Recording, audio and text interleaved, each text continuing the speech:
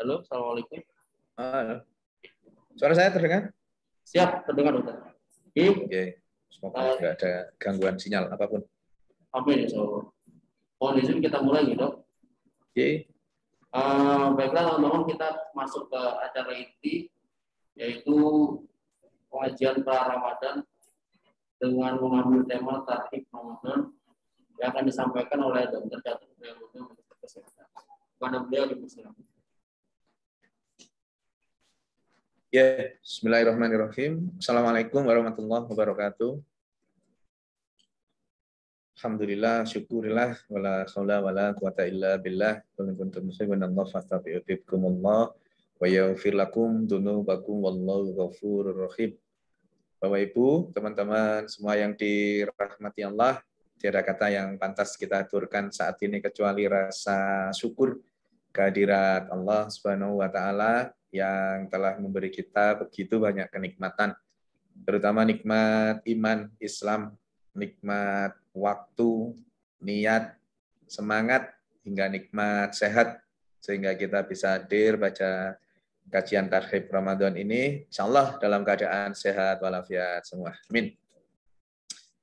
Bapak Ibu, teman-teman semua, insya Allah sesuai dengan kalender dari pimpinan pusat Muhammadiyah, hasil dari hisab, bahwa nanti Sabtu tanggal 2 April, insya Allah kita akan ketemu dengan bulan Ramadan, bulan di mana akan sangat banyak keberkahan yang timbul, akan banyak kebermanfaatan kaitan dengan medis, dengan kesehatan kita, akan banyak pula hal-hal terkait dengan dilipat gandakannya pahala aktivitas-aktivitas kita, termasuk juga bulan di mana akan sangat banyak pengampunan dari Allah karena kita sudah menjalankan puasa Ramadan itu nanti. Nah, ayat yang dibaca tadi, yang kita sangat hafal, di Al-Baqarah ayat 183 itu yang sangat-sangat kita hafal. Ya ayyuhalladzina amanu kutiba alaikumussyam kama kutiba alal ladzina min qablikum la'allakum tattaqun. Teman-teman, ini ayat yang sangat menarik ini. Ayat yang luar biasa.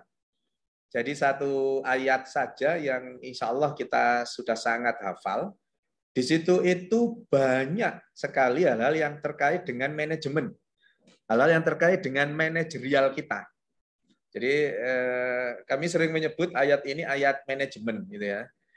Kenapa kok bisa disebut ayat manajemen? Ya, karena di sini ada input, ada proses, ada output. Kalau mau dilanjutkan lagi nanti ada outcome. Di mana keseharian kita di rumah sakit, mau di admin, mau di laundry, mau di gizi, bahkan juga teman-teman di IGD, itu semua terkait dengan itu. Terkait dengan input, proses, output. Di IGD, inputnya bagaimana pasien itu terus kemudian datang di IGD, kemudian dilakukan tindakan-tindakan sesuai dengan SOP, semua langkah-langkah diterapkan, mulai anamnese, mulai pemeriksaan, inspeksi, palpasi, perkusi, auskultasi, dan seterusnya, sampai terus kemudian muncul diagnosa, sampai terus kemudian diterapkan terapi, sampai kemudian outputnya adalah kegawat daruratan dari pasien ini tertangani. Jadi ada input, proses, output. Sama di gizi nanti inputnya seperti apa, bahan-bahannya yang dipilih adalah bahan-bahan yang terbaik, halal, thayyib. Kemudian diproses, prosesnya sedemikian rupa sesuai dengan SOP, sesuai dengan tes dan seterusnya. Akhirnya outputnya adalah masakan yang sudah sesuai dengan masing-masing dietnya dan rasanya enak, sesuai rasanya, outputnya bagus. Ya. Sama dengan ayat tentang puasa, kewajiban berpuasa ini. Inputnya apa? Ya ayyuhalladzina amanu, orang-orang yang beriman. Prosesnya apa? Saum, siam, puasa. Outputnya apa? La'allakum tattaqun. Jadi endingnya dari puasa kita nanti itu adalah orang-orang yang bertakwa, orang-orang yang muttaqin. Tentu inputnya harus baik, prosesnya baik, baru bisa berharap ada output yang baik berupa orang yang bertakwa itu. Nah, jadi ayat yang disampaikan tadi adalah ayat yang betul-betul menjadi bagian dari manajemen. Nah, maka kita butuh persiapan untuk itu. Butuh sesuatu yang memang harus ditata, disiapkan betul, gitu ya. Oke, minta tolong share screen untuk materi yang sudah saya kirim.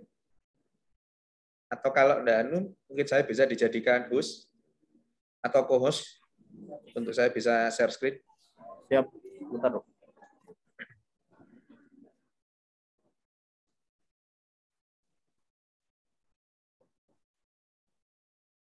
Ampun dok.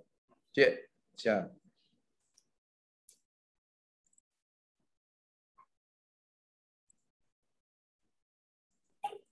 Ya, ini ya. Sudah kelihatan ya? Kelihatan dokter. Oke, supaya nanti ini videonya tak saya matikan aja ya. Nah, ya. Ini ya. Nah, nanti pada saat ini, hari ini kita mungkin masih berada di pra-Ramadan. Di pra-Ramadan, terus kemudian nanti ketemu dengan Ramadan, tentu kita tidak hanya berhenti di Ramadan saja, tapi kemudian kita berharap nanti pasca Ramadannya kita ini betul-betul menjadi bagian dari orang-orang yang sukses menjalankan puasa.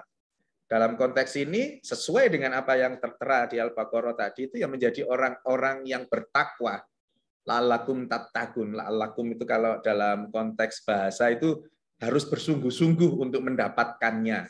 Gitu ya. Jadi memang butuh sesuatu yang memang harus disiapkan.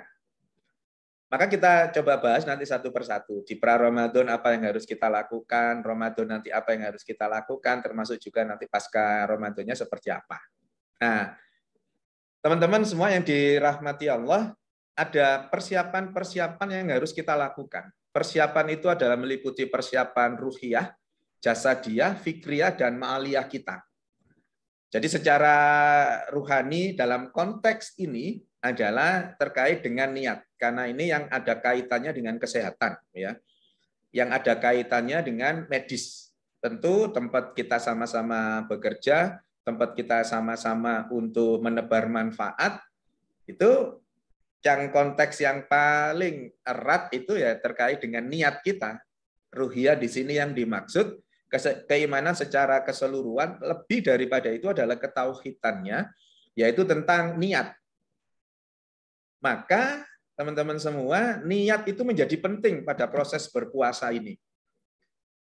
Bahkan ada cukup banyak hadis sahih yang menerangkan kalau puasa kita yang kita jalankan itu niatnya keliru, maka itu muspro, gitu ya, nggak ada efeknya.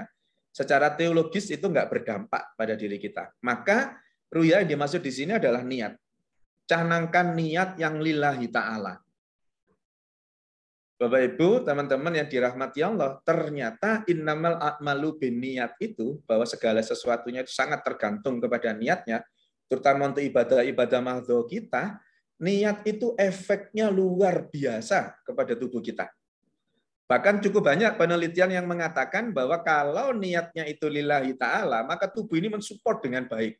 Tubuh ini kemudian mendukung supaya niat itu bisa terlaksana dengan baik. Saya tanya, barangkali ada yang nanti ini di depan saya ini ada Pak Sigit ya di Zoom ini. Saya tanya Pak Sigit, kalau pengumuman tarhib Ramadan ini misalkan diterima hari Ahad kemarin ya pengumumannya, terus kemudian teman-teman berniat untuk ikut hadir di masjid, kemudian niatnya itu lillahi ta'ala sejak saat itu, Ahad itu sudah dapat pahala belum ya? Gimana Mas Sigit? Oh nggak bisa ya, harus di-unmute sama host ya. Sudah dapat ya? Oke, sudah dapat. Kok bisa sudah dapat? Kan belum dilaksanakan kegiatannya. Ahad kemarin kan belum dilaksanakan. Karena niat. Oke. Terus saya balik sekarang. Oh, di sini ada Pak Edi ya. Oh, itu ada Pak Edi. Pak Edi, kalau niat tadi itu pada saat Ahad untuk hadir di Tarhib Ramadan ini, terus kemudian pada saat itu niatnya lillahi ta'ala, maka kemudian sudah Allah beri pahala. Padahal niat belum terlaksana. Karena ada niat itu tadi. Saya balik. Kalau teman-teman yang di masjid saat ini, itu nanti punya niat, saya pulangnya nanti akan tukar sepatu. Sepatu saya sudah jelek, nanti tak tukar, kan ruame gitu, nggak ada yang tahu, nanti sepatunya akan saya tukar. Itu sudah berdosa belum?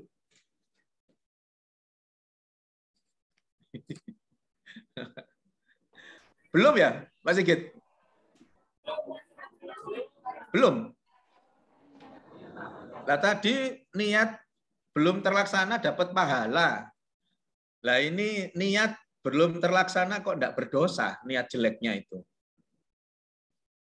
Nah, Masya Allah. Iya, benar apa yang memang teman-teman sampaikan itu. Kalau niat untuk kebaikan, baru sebatas niat, itu Allah sudah beri pahala. Iya. Dan kemudian pada saat niat itu untuk sebuah kemaksiatan, untuk sebuah dosa, sebuah kejelekan, itu Allah tunggu. Allah tunggu sampai kemudian betul-betul terlaksana baru berdosa. Coba betapa sayangnya Allah itu dengan kita. Niat untuk kebaikan saja belum terlaksana sudah diberi pahala. Sementara niat untuk kemaksiatan itu ditunggu oleh Allah. Ditunggu. Tapi yang menarik itu ini, yang menarik adalah apa yang terjadi dengan tubuh kita. Apa yang terjadi dengan organ-organ kita. Jadi pada saat niat kita yang lillahi ta'ala itu, kemudian Allah akan sehatkan. Nanti teman-teman bisa baca di neuroscience ya, hal yang terkait dengan salah satu bagian di otak yang namanya hipotalamus ya, satu bagian di otak hipotalamus. Hipotalamus itu fungsinya sebagai koordinator sistem otonomi organ. Sederhananya, hipotalamus itu mengkoordinasikan, jadi sebagai koordinator dari organ yang ada. Ginjal, jantung, paru-paru, liver, lambung, pankreas, dan seterusnya, semua itu dalam koordinasinya hipotalamus. Hipotalamus itu, kajian teologisnya, hipotalamus itu semacam anten yang ditanamkan Allah kepada otak kita.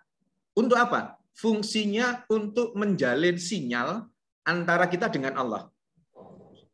Di sini ini bagaimana kita mampu menilai keimanan kita itu dari sinyal yang terhubung antara kita dengan Allah melalui mekanisme hipotalamus itu. Ikut PPRA. Jadi pada saat hipotalamus itu fungsinya bagus, tentu ini secara teologis ya. Secara teologis fungsinya bagus, maka terus kemudian terjalin hubungan, terjalin konektivitas antara kita dengan Allah. Maka pada saat terjalin konektivitas kita dengan Allah, Allah itu akan jaga kita.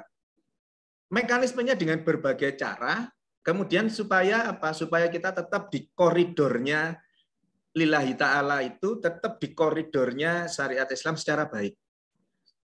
Jadi pendek kata pada saat keimanan kita bagus yang ditunjukkan dengan konektivitas yang tinggi antara kita dengan Allah, yang melalui mekanisme hipotalamus ini, maka kita akan dijaga oleh Allah. Nah, pada saat kita meniatkan itu lillahi ta'ala, maka terus kemudian pada saat panjenengan semua ahad kemarin niat, terus kemudian berniat untuk datang ini, pada saat itu sesungguhnya sudah disehatkan oleh Allah. Livernya disehatkan, paru-parunya disehatkan, ginjalnya disehatkan, sampai terus kemudian betul-betul kejadian pada hari ini, pada Rabu ini. Saya sangat yakin bahwa panjenengan semua yang meniatkan itu sejak ahad kemarin, ahad itu Allah sehatkan sampai betul-betul niatan itu terlaksana. Itu mekanismenya hipotalamus terkait dengan innamal a'malu binniyat itu. Maka secara kasat mata memang tidak terjadi apapun di tubuh kita secara kasat mata. Tetapi sesungguhnya sudah terjadi sesuatu yang kompleks di otak kita untuk mengkoordinir organ-organ yang ada. Berbanding terbalik dengan yang saya sampaikan tadi, kalau misalkan niat tukar sepatu tadi itu, pada saat meniatkan itu belum berdosa, tapi kemudian begitu kejadian benar, jadi misalkan niatnya ini ya, terus kemudian pokoknya nanti saat akan ditutup, saya akan pergi dulu untuk ngambil sepatu yang saya incer itu, misalkan gitu ya. Begitu nanti akan ditutup, terus ada orang yang kemudian berdiri, akan keluar dari masjid, kemudian deketi sandalnya atau sepatunya itu untuk ditukar. Kira-kira apa yang terjadi dengan jantung kita? Apa yang terjadi dengan paru-paru kita? Apa yang terjadi dengan lambung kita? Apa yang terjadi dengan wajah kita? Panjenengan pasti sudah bisa menebak bahwa jantung kita kemudian berdetak lebih cepat, tensinya meningkat dengan cepat, nafasnya ngongsrong, tersengal-sengal, perutnya mules, tangannya, badannya gemetar semua. Pertanyaannya, siapa yang membuat seperti itu? Allah, iya. Melalui mekanisme apa? Melalui mekanisme hipotalamus itu. Apa maknanya? Sesungguhnya tubuh kita ini nggak ridho kalau kita melakukan kemaksiatan.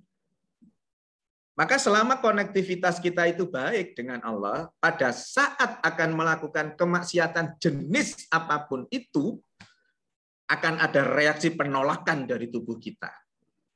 Akan ada langkah yang dilakukan oleh hipotalamus yang mengkoordinasikan organ-organ tubuh kita untuk menggagalkan rencana itu. Dengan cara apa? Dengan cara itu tadi. Pada saat seseorang akan melakukan kemaksiatan tukar sepatu tadi, jantungnya berdetak lebih cepat, disuruh oleh hipotalamus, ayo berdetak lebih cepat.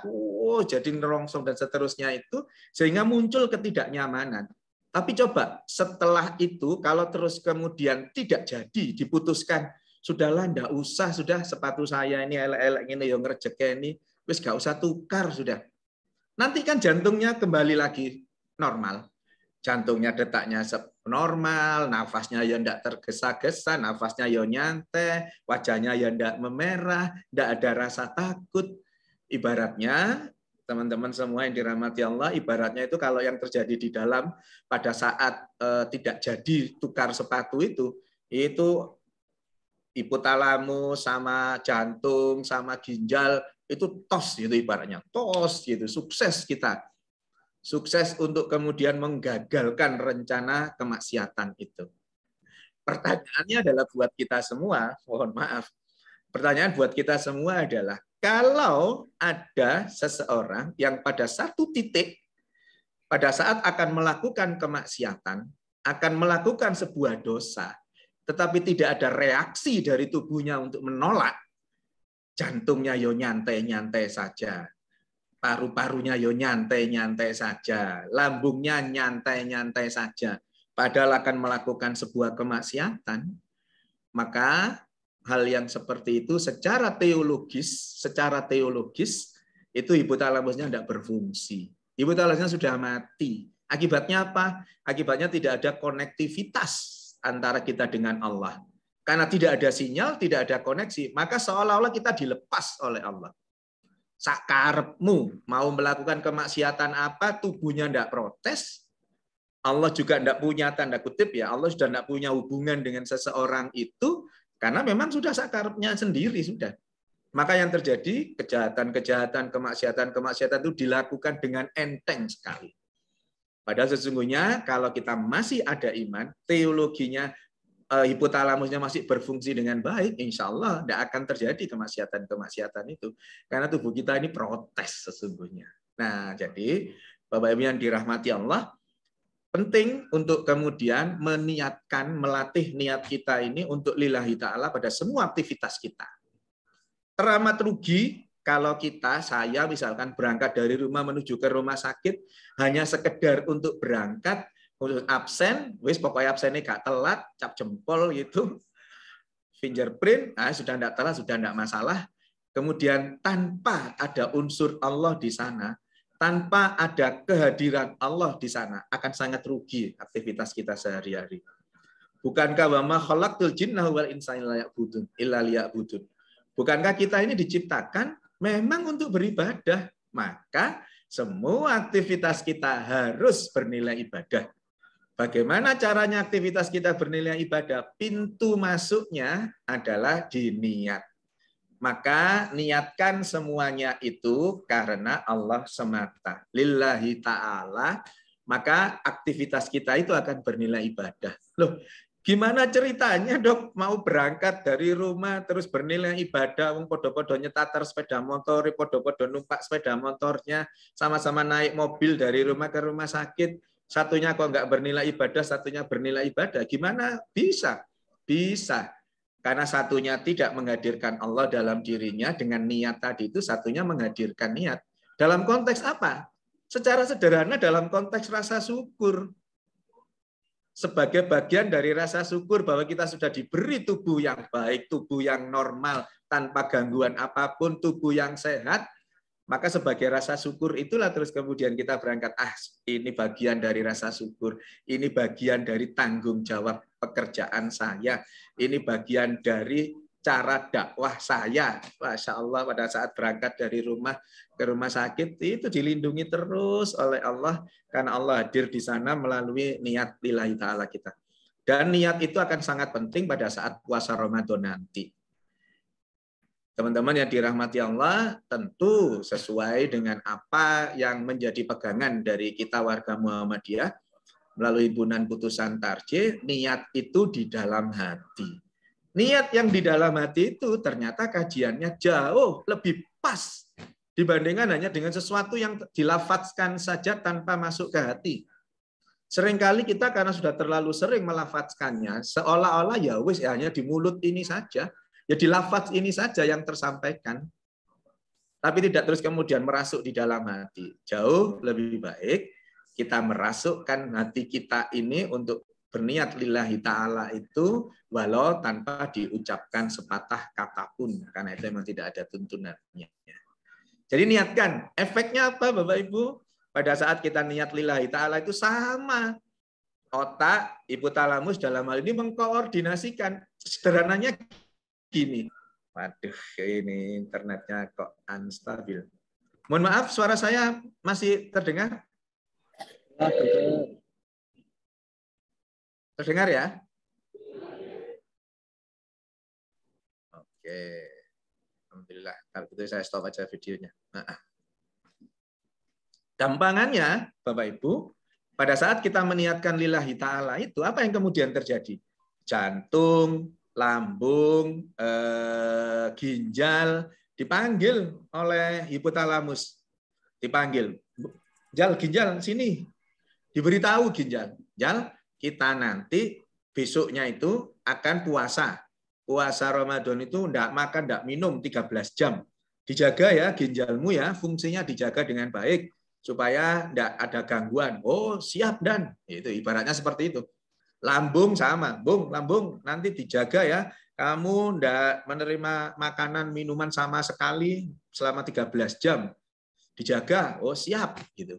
Maka apa yang kemudian terjadi? Secara sederhana saja Bapak Ibu, pada saat kita meniatkan lillahi ta'ala itu, maka terus kemudian ginjal yang fungsinya sebagai screening, sebagai ekskresi, sekresi, dan seterusnya itu, maka terus kemudian melakukan tugasnya di awal-awal itu. Di awal-awal kita sahur, apa yang kemudian dilakukan? Ginjal akan bekerja optimal pada saat kita sahur itu, maka apa akibatnya? Pada saat kita sahur sampai nanti sekitar jam 6, kita akan sering pipis. Kita akan sering buang air kecil. Sesungguhnya itu adalah mekanisme dari ginjal di bawah koordinasi dengan hipotalamus untuk menghadapi puasa Ramadan yang tidak makan, tidak minum 13 jam itu. Luar biasa efeknya itu. Apa yang lain? Misalkan lambung. Lambung itu, Bapak Ibu yang dirahmati Allah, dengan koordinasi dari hipotalamus dan lambung tadi, di lambung itu terjadi proses yang namanya reepitelisasi. Teman-teman dirahmati Allah, lambung itu dilapisi oleh lapisan mukosa. Mukosa lambung itulah yang melindungi lambung dari apapun itu, termasuk yang paling sering kan dari asam lambung yang diproduksi. Maka terus kemudian itu nanti akan dilindungi oleh mukosa. Nah, orang-orang dengan gastritis, dengan gangguan emah orang menyebut atau asam lambung tinggi, orang-orang dengan gangguan itu mukosanya itu ibaratnya ada lukanya, ada besetnya, ada lecetnya di luka-luka itu. Sel epitelnya, squamous sel epitel pipih yang ada di mukosa lambung itu kalau seseorang menderita MAH, dia akan luka-luka. Gampangannya robek, ada yang robek-robek daerah-daerah tertentu, yang luka atau robek-robek itu. Maka pada saat lambung itu terus kemudian memproduksi asam, asamnya itu kemudian nyampe ke mukosa yang luka itu tadi, maka yang terjadi adalah perih. Maka yang terjadi adalah rasa nyeri itu. Nah, di bulan Ramadan ini, di mana lambung tidak terisi makanan setelah 13 jam, jadi selama 13 jam tidak terisi makanan, jadi pada saat sahur kemudian 2-3 jam lambung itu mencerna makanannya, setelah itu kosong. Lambung itu kosong, tidak ada isinya, tidak ada aktivitasnya. Apa yang dilakukan lambung? Ternyata lambung melakukan regenerasi. Dalam bahasa histologinya itu reepitelisasi lebih tepatnya. Kenapa? Karena sel-sel epitel dari lambung, dari mukosa lambung, itu ditumbuhkan kembali. Jadi yang luka-luka tadi itu disembuhkan kembali melalui mekanisme reepitelisasi itu. Maka orang-orang yang berpuasa, yang lillahi ta'ala, itu sakit MAH-nya akan Allah sembuhkan. Wa idza maridtu fahuwa yasbun. Dan jika aku sakit, maka Allah yang menyembuhkan. Dalam konteks ini, mereka-mereka yang sudah punya sakit MAH atau asam lambung tinggi, itu Allah akan sembuhkan. Dalam berapa lama? Pengalaman kami di rumah sakit maupun di tempat praktek itu 4-5 hari. Jadi orang yang dengan gastritis, dengan sakit MAH tertentu ya, bukan sampai ulkus ya, bukan sampai ulkus peptikum yang lukanya sangat banyak atau GERD itu enggak sampai itu. Yang pada umumnya itu kan yang gastritis itulah, orang menyebut sakit MAH itu ya, yang belum ada luka yang parah di lambungnya itu harus berpuasa. Justru dengan puasa ini nanti akan menyembuhkan. Rata-rata 4-5 hari. Artinya pada hari pertama, kedua, ketiga, keempat itu memang proses dari reepitelisasi itu, di mana sel-sel epitel squamusnya itu tumbuh kembali. Itu butuh 4-5 hari. Biasanya hari ke-5 atau ke-6 itu sembuh. Pasien-pasien saya itu rata-rata seperti itu. 4-5 hari sembuh. Ya alhamdulillah. Biasanya sebelum puasa gini mesti tanya, dok saya ini boleh puasa enggak loh? Panjenengan itu harus puasa, bukan boleh puasa atau enggak. Untuk menyembuhkan MAH-nya, gastritisnya itu harus berpuasa. Nah rata-rata memang 4-5 hari kemudian ternyata ya alhamdulillah Allah sembuhkan. Catatannya niat yang lillahi ta'ala dan cara sahur dan berbukanya benar. Gitu ya. Maka terus kemudian akan Allah sembuhkan. Seringkali saya guyonan, sebenarnya saya rugi beritahu pasien-pasien itu. Karena saat kemudian gastritisnya sembuh, mereka tidak berobat lagi. Tidak, guyonannya seperti itu. Ya, tapi insya Allah akan disembuhkan oleh Allah. Jadi itu cerita sekilas tentang bagaimana kita mampu menata niat, maka kemudian efek yang timbul di dalam tubuh kita ini luar biasa hebat. Luar biasa menyehatkan. Jadi sumutasihu itu bisa betul-betul didapatkan dengan catatan satu pintu masuknya, niatnya yang lillahi ta'ala. Luar biasa. Nah, teman-teman yang dirahmati Allah, berikutnya adalah terkait dengan jasa dia. Dengan jasa dia. Jasa dia ini apa? Fisik kita. Tentu berpuasa itu butuh fisik yang luar biasa. Berpuasa itu ya butuh fisik yang bagus. Berpuasa butuh fisik yang kuat. Kalau panjenengan misalkan traweh gitu ya. Traweh 11 rakaat, terus ayat yang dibaca, surat yang dibaca oleh imam misalkan Ar-Rahman, Allamal Quran, wis bingung semua sudah. Wadah, iki gak ruko-ruko iki kok sudah. Akhirnya berdoa, semoga fabi ayyi ala'i rabbikum atukadziban, yang pertama ruko gitu ya. Karena fisiknya enggak fit gitu ya. Maka puasa itu butuh, bulan Ramadan itu butuh fisik yang kuat supaya pada saat menjalankan aktivitas-aktivitas Ramadan itu kita optimal. Kita betul-betul mampu menjaganya dan melaksanakannya dengan optimal. Maka untuk supaya sehat itu hindari sakit. Itu dalam bahasa kami ya. Untuk sehat hindari sakit. Ya mesti ya dok supaya sehat ya ojo loro.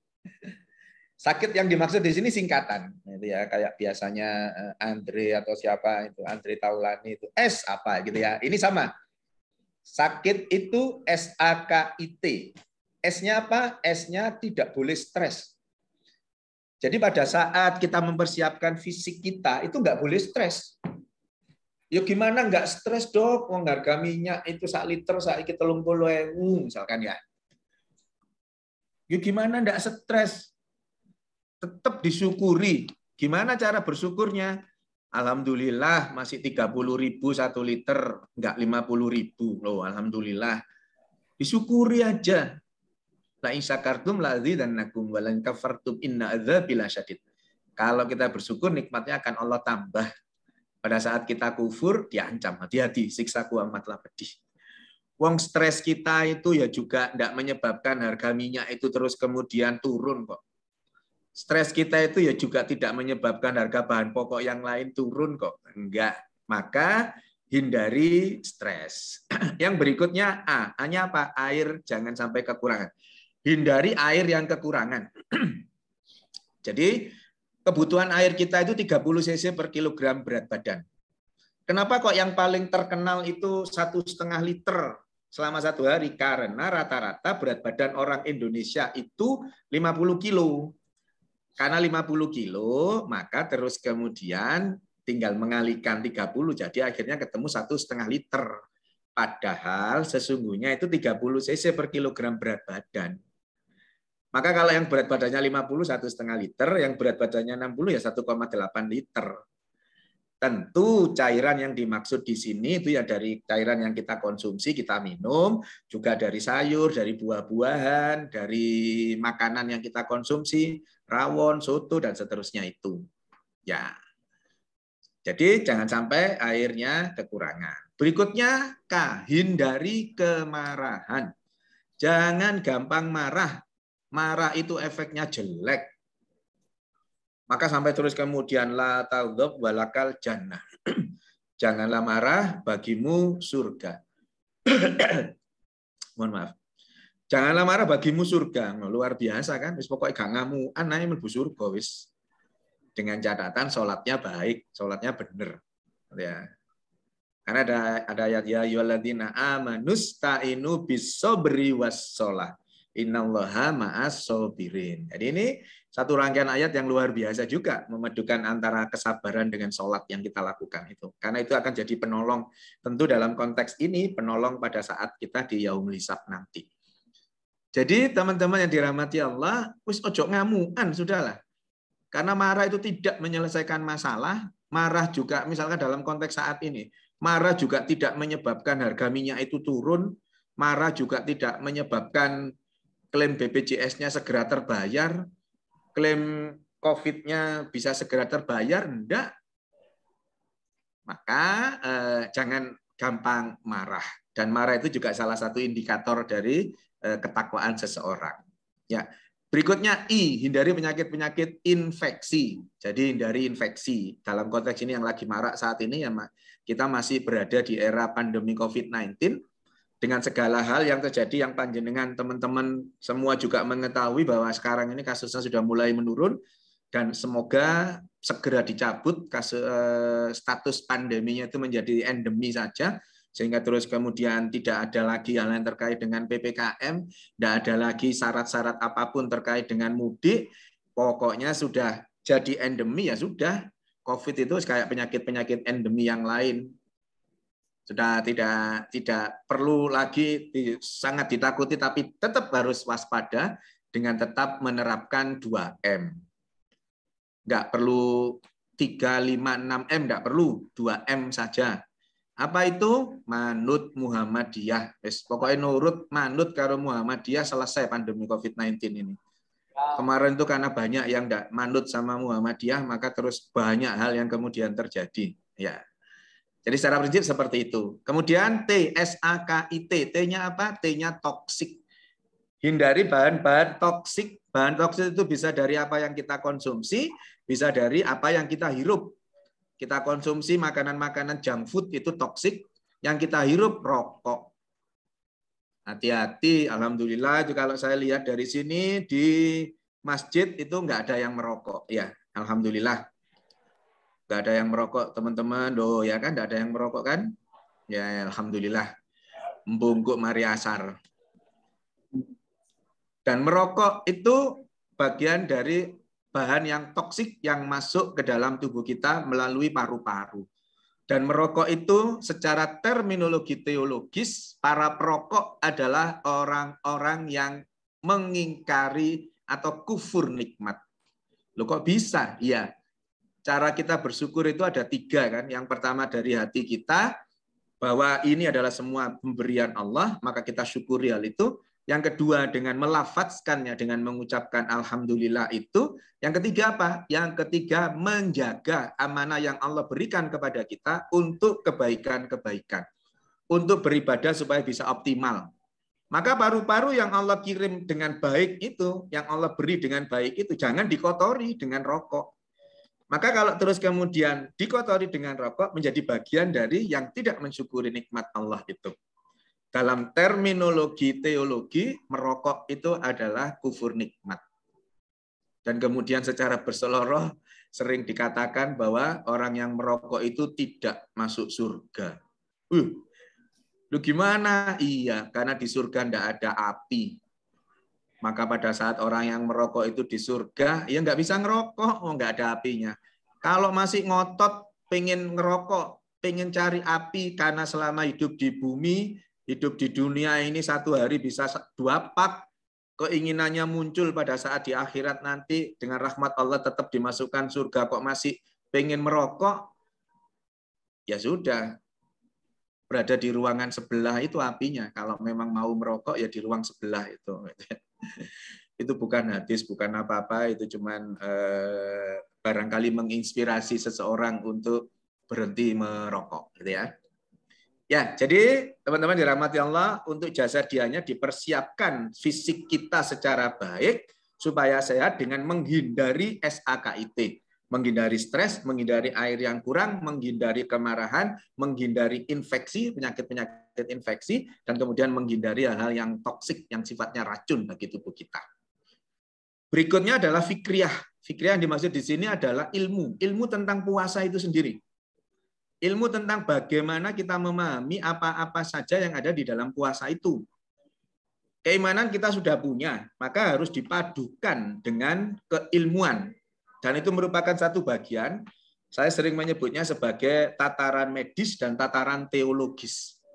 Di Al-Mujadilah ayat 11 itu, yarfa'illahul ladzina amanu minkum walladzina utul ilma darajah. Allah akan meninggikan derajat di antara kita ini orang-orang yang beriman dan berilmu. Maka tidak cukup dengan iman. Kita harus melengkapinya dengan ilmu. Pada konteks puasa Ramadan, ya kita harus punya ilmu terkait dengan puasa itu sendiri. Apa ilmu tentang puasa? Yang paling sering, yang pertama tadi niat itu. Yang kedua adalah sahur dan berbuka. Ini yang sering kali kita salah. Mohon maaf. Cukup banyak ini di antara kita yang kemudian salah melaksanakan sahur maupun berbukanya. Sahur, apa kesalahan pertama? Kesalahan pertama, sahurnya terlalu jauh, terlalu malam. Jadi sahurnya nanti jam 1 atau jam 2. Setelah sahur kemudian tidur. Nanti subuh bangun lagi. Setelah sholat subuh terus kemudian tidur lagi. Ya, itu ya. Itu secara medis tidak bagus, secara barokahnya sahur juga tidak bagus. Sahur yang terbaik adalah mendekati subuh. Sahur terbaik adalah mendekati subuh secara teologis, secara medis juga mendekati subuh itu. Kenapa? Karena itu fase terakhir saat tubuh menerima asupan makanan, menerima input makanan itu tadi. Kesalahan kedua yang sering dilakukan karena mindset bahwa puasa ini nanti 13 jam tidak makan, tidak minum, maka terus kemudian makannya harus banyak. Maka itu kesalahan. Kok bisa disebut kesalahan? Kekenyangan itu kenapa? Karena kullu wasrabu wala tusrifu innahu la yuhibbul musrifin. silakan makan dan minum, tetapi jangan berlebihan, karena Allah benci dengan orang yang berlebihan. Maka sahur tidak boleh berlebihan. Kalau toh ini dianggap sebagai ayat yang masih nisbi, yang abstrak, berlebihan itu seberapa? Satu piring berlebihankah? Bagi kita mungkin pas, bagi anak kita mungkin berlebihan. Tapi bagi orang-orang, mohon maaf, kuli bangunan, pekerja keras, pekerja kasar, satu piring itu tidak ada apa-apanya. Maka sangat nisbi ayat ini itu. Lalu bagaimana Allah menerangkannya? Melalui Rasul, melalui Rasulnya di bukunya Syekhul Islam Ibnu Taimiyah itu dikatakan bahwa Rasulullah itu kalau makan, lambungnya berisi sepertiga bagiannya berisi makanan, sepertiganya berisi cairan, sepertiganya berisi udara. Jadi sepertiga.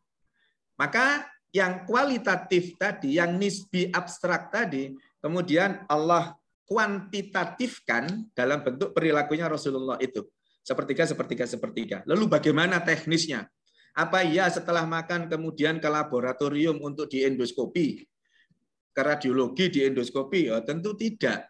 Bagaimana teknisnya? Sama, Allah jawab melalui perilaku Rasulullah. Perilakunya seperti apa? Rasulullah itu tidak makan sebelum merasa kenyang, berhenti makan nggak makan sebelum merasa lapar, berhenti makan sebelum kenyang. Itu bagian dari mekanisme yang Allah titipkan melalui perilaku Rasulullah itu. Tidak boleh berlebihan, kualitatif sepertiga. Kemudian teknisnya bagaimana? Teknisnya pada saat kita makan suapan yang kesekian, perut kita mulai merasa penuh, stop. Itu lambungnya berisi sepertiga bagian. Jadi sudah tidak boleh ditambah terus, karena itu masuk kategori berlebihan, nanti ada efek yang jelek di lambung kita. Kenapa kok Islam mengatur sedemikian detail terkait dengan makanan? Di hadis sahih yang diriwayatkan oleh Muslim dikatakan bahwa pusat atau sumber dari segala penyakit yang ada di dalam tubuh kita ini adalah perut. Perut yang dimaksud tafsirannya adalah saluran pencernaan kita. Maka jangan makan berlebihan. Ya. Laqad kana lakum fi Rasulillahi uswatun hasanah. Sebenarnya dalam diri Rasulullah itu ada contoh perilaku yang luar biasa, baik yang kemudian kita harus menirunya. Ada contoh perilaku yang hebat yang ternyata itu berdampak kepada kesehatan. Terus kemudian kesalahan berikutnya apa? Setelah subuh tidur, itu salah besar. Banyak aspek terkait dengan itu, teman-teman yang dirahmati Allah, akan banyak resiko-resiko yang muncul, akan banyak keberkahan yang hilang pada saat kita tidur setelah sholat subuh pada saat Ramadan. Kapan bolehnya tidur? Jam 6. Kenapa kok jam 6? Karena lambung mencerna makanannya butuh proses. Dalam beberapa literatur disebutkan prosesnya sekitar 2-3 jam. Maka kalau sahurnya 3:30 ya 5:30 baru boleh tidur. Wah, nanti capek, Dok. Ngantuk berangkat kerja shift pagi. Nggak usah khawatir. Nanti di tengah-tengah siang hari itu Rasulullah menuntunkan untuk qailullah. Tidur di siang hari. Lamanya berapa menit? 15-30 menit. Panjenengan browsing. Penelitian tentang qailullah itu betapa kemudian qailullah itu mampu mengembalikan stamina tubuh kita hanya dengan istirahat yang sekitar 15-30 menit itu. Itu ilmu tentang sahur. Ilmu tentang berbuka pada saat mendengarkan azan Allahu Akbar, Allahu Akbar. Apa langkah yang pertama kali kita harus lakukan? Pastikan itu adalah azan maghrib. Khawatirnya nanti itu azan asar atau azan zuhur. Karena sama. Azan zuhur, azan asar itu sama. Khawatirnya nanti lagi nyantai-nyantai di rumah, leyeh-leyeh. Ternyata itu adzan asar, bukan adzan maghrib. Pastikan adzan maghrib. Apa langkah selanjutnya? Batalkan puasa kita dengan minum atau kurma. Atau kurma dulu baru minum. Kenapa? Kenapa kok kemudian dituntunkan kurma? Karena kurma itu sesuai dengan tuntunannya Rasul. Jadi konsumsinya harus kurma dulu yang masuk. Dalam tataran fisiologi, ilmu terkait dengan pencernaan di lambung misalkan, lambung yang istirahat selama 12 jam, tidak ada makanan, tidak bekerja itu, maka terus kemudian lambung itu istirahat, tidur setelah terjadi proses regenerasi tadi, selain regenerasi, revitalisasi, lambung itu tidur. Maka butuh makanan transisi. Makanan transisi itu dalam bentuk apa? Dalam bentuk kurma itu. Karena kurma itu pada beberapa waktu disebut sebagai monosakarida. Tunggal, rantainya tunggal. Maka sederhana kurma itu. Ada pertanyaan, apakah nggak ada pengganti makanan selain kurma? Nggak ada. Kurma itu yang memang harus dikonsumsi. Maka apa? Konsekuensinya, tanda kutip ya, Allah punya kewajiban untuk memenuhi kebutuhan kurma itu seluruh dunia. Dan kenyataannya kita sudah lihat bersama, tidak pernah ada ceritanya kita kekurangan kurma. Nggak perlu kita beli kurma itu harus ke Saudi Arabia, sana ke Jazirah Arab, tidak perlu. Kenapa? Karena Allah sudah jamin kebutuhan kurma seluruh dunia akan tercukupi. Nah itu yang benar, berbuka yang benar seperti itu. Menjadi salah ketika terus kemudian air, kurma, kemudian disambung belakangnya dengan OT-OT, dengan tahu isi. Nah, itu yang bikin rusak. Itu yang bikin salah. Kok bisa? Ya, tahu isi, OT-OT itu polisakarida. Maka berat, rantainya rantai bulat, gampangnya gitu ya bahasa awamnya. Rantainya bulat. Sementara lambung yang istirahat 12 jam tadi, begitu diisi kurma nyantai saja. Oh, ini memang dipakai untuk masa transisi kurma itu. Dari tidur kemudian bergerak pelan-pelan untuk kemudian menjalankan aktivitas mencerna makanan. Tapi terus kalau kemudian OT-OT yang masuk itu kedandapan. Sederhananya seperti itu. Lambung yang istirahat 12 jam itu gelagapan untuk bangun, langsung bekerja keras karena makanan yang masuk adalah polisakarida itu. Maka butuh proses, butuh waktu masa transisi. Masa transisinya saya baca beberapa jurnal itu 30 menit. 30 menit. Jadi setelah kurma itu stop, tidak boleh makan apapun sampai 30 menit kemudian baru boleh diisi OT-OT, tahu isi, dan seterusnya itu tadi. Kalau kita perhatikan 30 menitnya ini apa? Ini waktu yang asal-asalan atau enggak? Oh ternyata enggak. 30 menit itu kalau adzan 30 menit ya. Adzan itu 5 menit. Terus kemudian antara adzan dan qomat taruhlah 10 menit, 15 menit. Sholat kita 8 menit, 3 rakaat, sudah 23 menit. Kemudian kita wiritan, zikir, kemudian ba'diyah maghrib, sudah berapa menit? 30 menit. Maka seolah-olah diberi pembelajaran oleh Allah bahwa kalau puasa Ramadan, hal-hal yang sunnah pun itu lakukan sebagai sebuah tanda kutip kewajiban. Contohnya ini tadi. Perhatikan juga kalau kemudian kurma langsung diberi makanan, berapa banyak teman-teman kita yang sholat berjamaah di masjid itu yang jadi makmum masbuk. Karena pada saat sebagian yang lain sudah sholat berjamaah, yang lain masih menikmati makanannya, maka sebaiknya bagi siapapun takmir masjid, hanya diberi kurma dan air dulu, baru nanti setelah ba'diyah maghrib, setelah menjalankan sholat ba'diyah maghrib, itu baru diberi makanannya itu. Jadi teman-teman ilmu tentang puasa itu niatnya, sahurnya, dan berbukanya. Kemudian yang terakhir adalah maliyah yang harus disiapkan. Ya pada saat puasa Ramadan kita harus menjadi orang yang kaya lah tanda kutip ya. Orang yang punya uang. Untuk apa? Supaya bisa berinfak sodako dengan baik. Bisa bersodako secara istiqomah. Wa may yukassuha nafsi faulaika humul muflihun. Termasuk dalam bagian orang-orang yang beruntung, yaitu orang-orang yang dihindarkan oleh Allah dari kekikiran, dari medit, bakhil, itu dihindarkan. Maka pada saat Ramadan itu nanti terus kemudian kita berinfak sodako secara baik, secara kontinu istiqomah, itu butuh uang, butuh dana. Maka kita harus siapkan itu, dan syaratnya infak sodako itu harus ikhlas. Banyak enggak apa-apa, yang penting ikhlas. Ya, jadi ikhlas banyak enggak apa-apa. Jauh lebih baik 1 juta itu ikhlas dibandingkan 50 juta enggak ikhlas. Nah, maka syaratnya harus ikhlas, ya. Wah, ya karena ini sudah adzan di sini sudah 1 jam ini. Gimana, Mas? Siapa tadi hostnya, moderatornya? Mas Heri. Mas Heri, cukup ya sudah 1 jam. Oke, siap dok. Sudah asar di sana ya? Habis ini juga kita mau rencana untuk azan. Ya. Doa bersama dokter. Saya kira itu ya Mas Heri dan teman-teman yang dirahmati Allah, Pak Edi. Jadi persiapan yang harus dilakukan itu secara ruhiyah, jasadiyah, fikriyah maupun maliyah.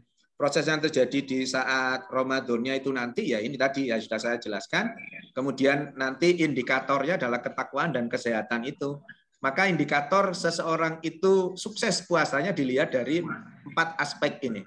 Dilihat dari 3 aspek ini yang tertera di Ali Imran 134 itu ya. Apa saja ciri-ciri orang yang bertakwa itu sebagai bagian dari output dari puasa kita? Alladzina yunfikuna fis sarai wad dharra wal kadiminal haid wal afina anin nas. Jadi cirinya orang-orang yang sukses berpuasa itu orang-orang yang berinfak sodakonya semakin hebat, yang dulu pelit, yang dulu medit jadi sekarang loman, kemudian orang yang mampu menahan amarah karena itu akan Allah sehatkan, dan kemudian orang yang mampu memberi maaf kepada orang lain. Kalau salah minta maaf is biasa, tapi kalau disalahi memberi maaf sebelum yang menyalahi itu minta maaf, itu yang orang yang luar biasa. Itu adalah bagian dari ciri-ciri orang yang bertakwa. Ciri orang yang bertakwa bukan kemudian ditunjukkan dengan setelah puasa Ramadan nanti batuknya tambah hitam gitu, enggak. Enggak ada di Al-Qur'an ciri-ciri tentang fisikle ketakwaan seseorang, itu enggak ada. Cirinya adalah selalu hal yang terkait dengan perilaku, gitu ya. Saya kira itu yang bisa saya sampaikan. Mari kita tundukkan kepala sejenak, berharap kepada Allah. Semoga kita tetap diberi kesehatan, dan apabila ada yang sakit bisa segera disembuhkan oleh Allah, dan pandemi ini bisa segera berakhir. Ya. Bismillahirrahmanirrahim. Allahumma rabbana siyasi bil ba'sa isfi antasa fila sifaan sifauka sifaan la yubadiru saqoman. Allahumma inni a'udzubika minal barasi wal jununi wal tusami wa min sa'il asqami. Bismillahi la yadurru ma asmi'i sayun fil ard wala bis sama'i wa huwa samiul alim. Bismillah bi a'udzu bidzatillahi wa qudratihi wa min syarri ma ajidu wa ukhadiru wa la haula wa la quwwata illa billah. Allahumma arinal haqqa haqqa warzuqna ittiba'ah wa arinal batila batila warzuqna ijtinabah.